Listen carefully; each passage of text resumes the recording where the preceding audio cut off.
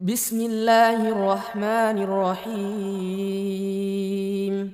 سلطان الاولیاء غوث پاک عاشق رسول ہی نہیں فنا فی الرسول تھے۔ میرے نبی کی بات پر اگر کوئی انگلی بھی اٹھاتا آپ یا تو اپنی کرامت سے اس کا منہ توڑ جواب دے دیتے۔ کسی عیسائی نے صرف یہ کہا تھا میرے نبی عیسیٰ افضل ہے، وہ مردوں کو زندہ کرتے تھے، آپ کو جلال آیا، کہا محمد افضل نہیں ہے اس لیے کہ وہ مردے زندہ نہیں کرتے تھے، آپ اس کا ہاتھ پکڑ کر قبرستان لے گئے۔ میرے نبی پر بات کرتا ہے، میں تجھے زندہ کر کے دکھاتا ہوں۔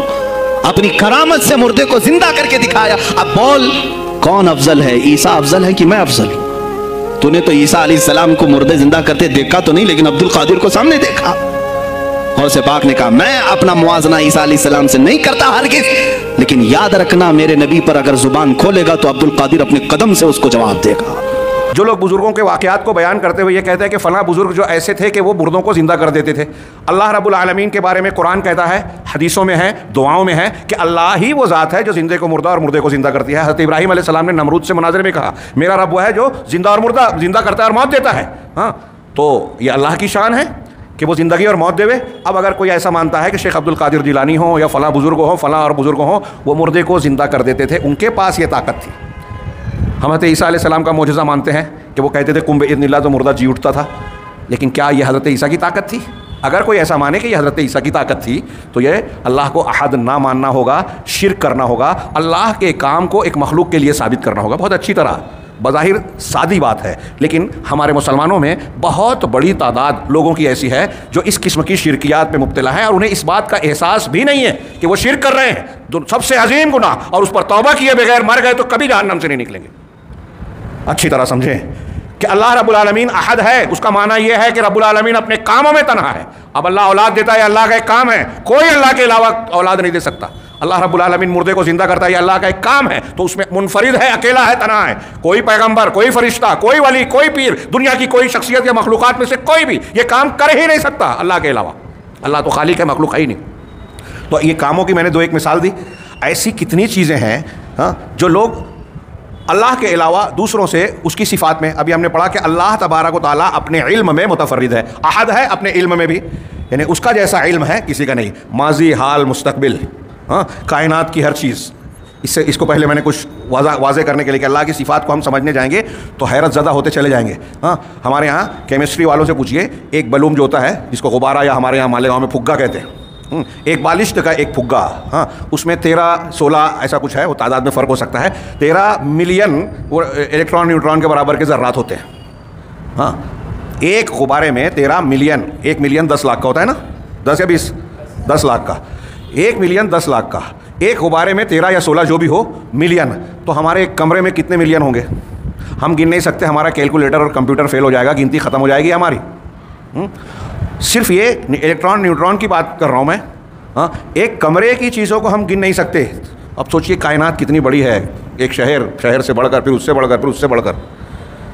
قرآن میں ہے اللہ رب العالمین نے احصا کل شیء عددا، اللہ نے ہر چیز کو گنتی کر رکھی ہے، شمار کر رکھا ہے۔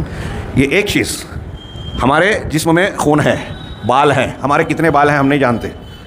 ہمارے دماغ کے اندر جو سیلز ہیں اس کی تعداد آج تک گن نہیں سکے، کچھ ڈسٹرائے ہوتے ہیں، کچھ نئے پیدا ہوتے ہیں۔ خون کے ذرات کہتے ہیں، اس میں صرف خون میں 20 لاکھ پروٹین ہے، ہر ایک کے فنکشن کو آج تک انسان ہر ایک کے کاموں کو نہیں جان سکا، جن کو جانا ہے ان کے پورے کاموں سے واقف نہیں ہے۔ ایک درخت لیجئے، درخت میں کتنے پتے ہیں، پتے میں کتنی باریک باریک عروق ہیں، عروق جس کو ہم رگ کہہ لیں، ہمارے جسم کی جیسے رگیں ہوتی ہیں، عروق شعریہ، باریک باریک رگیں ہیں، ہم گن نہیں سکتے۔ ایسی درختوں میں ہیں، ان کی جڑ ہے، جڑوں میں کتنے بال ہیں، ہم ایک درخت کو گن نہیں سکتے، کائنات میں کتنے درخت ہیں۔ اللہ رب العالمین نے ہر چیز کو گن رکھا ہے۔ ہم جس زبان کو جانتے ہیں کیا وہ پوری جانتے ہیں؟ میں اردو بول رہا ہوں کہ اردو سے واقف ہوں، جتنا میں جانتا ہوں وہ کم ہے، جتنا نہیں جانتا وہ زیادہ ہے، پھر بھی میں یہ سمجھا جاتا ہے کہ ہم یہ زبان جانتے ہیں۔ کوئی بھی زبان لے لو، اس کا کچھ حصہ آدمی جان کر عالم کہلاتا ہے، اس کا جاننے والا کہلاتا ہے، جبکہ زیادہ چیزیں نہیں جانتا۔ ایسے ہی فنون کی بات ہے، آئی اسپیشلسٹ، ہارٹ اسپیشلسٹ، فلاں اسپیشلسٹ، زندگی کھپا دی ایک آنکھ کے عضو کا فنکشن جاننے کے لیے، اس کا علاج پرکھنے کے لیے، کب کون سی خرابی کیسے ہوتی ہے، کیا خرابی ہوئی تو اس کی وجہ کیا ہے، اور کون سی دوا دیں گے تو اس کا علاج ہوگا۔ اور اس کے باوجود آنکھ کا اسپیشلسٹ بہت سی بیماریوں میں اپنی علاج کرنے کے بعد کہتا ہے کہ جتنا میں جانتا تھا، کر سکتا تھا، میں نے کیا اب اوپر والے کے ہاتھ میں۔ مطلب یہ کہ جس کا وہ اسپیشلائزیشن رکھتا ہے، تخصص، اختصاص رکھتا ہے، اس کے بارے میں بھی یہ بات کنفرم ہے، وہ بھی اعتراف کرتا ہے کہ اس کے بارے میں پورا علم نہیں رکھتا۔ कुछ जानता हूँ।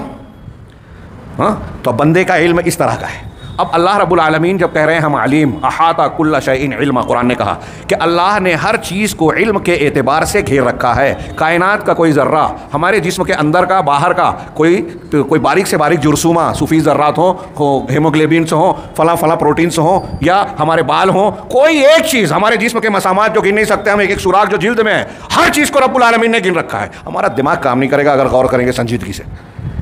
कितनी ज़बानें हैं अल्लाह रब्बुल आलमीन के, कोई एक ज़बान का एक लफ्ज़, एक हर्फ, उसका एक मामूली सा, पूरी कायनात में मैंने जो चंद मिसालें दी, ये और इनसे मुताल्लिक इसके अलावा जितनी भी चीज़ें हैं, कोई एक बाल बराबर बाल का करोड़वां हिस्सा भी अल्लाह के इल्म से बाहर नहीं है। हर चीज़ अल्लाह के इल्म में है।